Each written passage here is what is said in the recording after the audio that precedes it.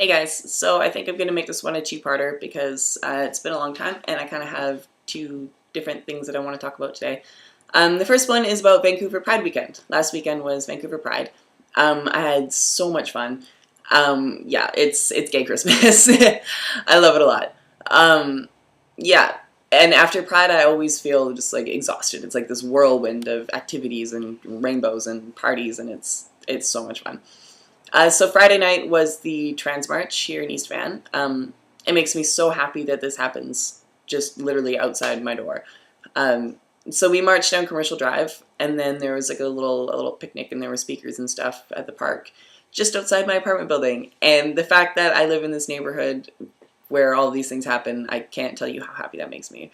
It makes me feel a lot safer walking down the streets. It makes me feel like the community here really has an awareness, which I don't even know how to say how good that is. Like, it's impossible to overstate how amazing, informative, and lucky I feel to have that.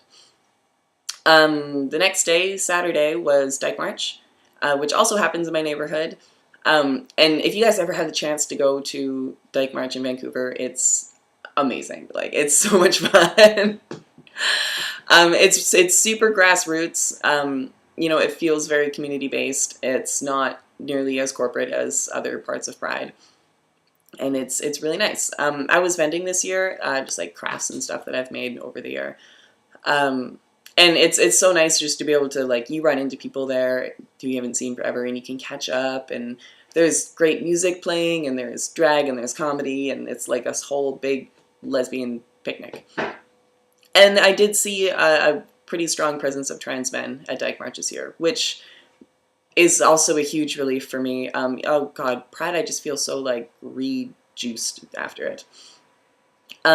Yeah, so just to see trans men out at Dyke March was really great, because you guys know, like, one of the scariest things about coming out for me was feeling like I was gonna lose the community. And yeah, to have that representation there and not to have anybody be dicks about it really means a lot to me. I mean, we still have a huge issue with people being dicks to trans women in Vancouver. That's another blog post. Yeah, so then on Sunday was the Vancouver Pride Parade, which I have a lot of conflict around. On the one hand, God, I'm trying to talk, cats. On the one hand, I'm so happy that I live in a place where this can happen. You know, and there's freaking rainbow fabulous. It's a lot of fun. And it's so great that we live in a time and a place where that can even happen. That being said, there are some problematic parts about Vancouver Pride. The biggest one for me is the police presence that's there. The parade always opens with like this whole little number where the cops are on bikes and they kind of like roam around and like make a whole show out of it. And then later in the parade too, there's like a riot tank that comes through and all the cops and like their riot gear and stuff. And it's shitty. It feels really shitty. Because like I've said before, you know, I think we really need to keep in mind that Pride originally is about Stonewall. And at the same time, I feel conflicted too, because I think it's really great that we live in a time and place where cops want to be associated with Pride. That means a lot. It does. The fact that they go first, I think, is a little problematic.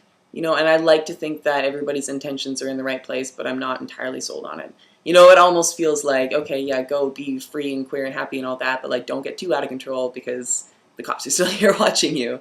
And it's just that constant reminder of it too. And it's weird that they go first. That's weird. Yeah. And they're not even really like part of the parade. They kind of do their thing, and then a few minutes later, like, the parade starts. It feels weird and shitty.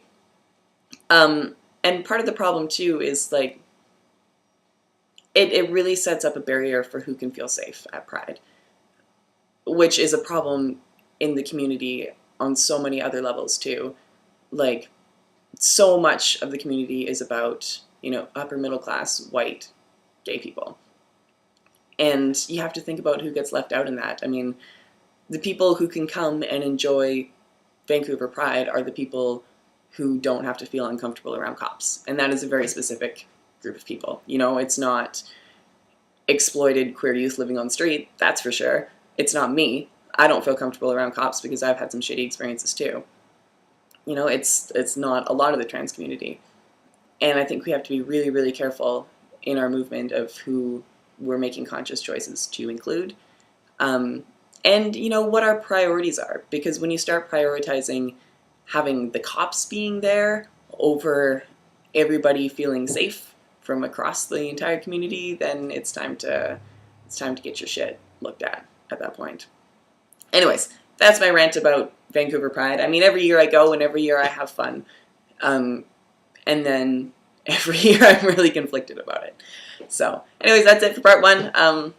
More in a minute.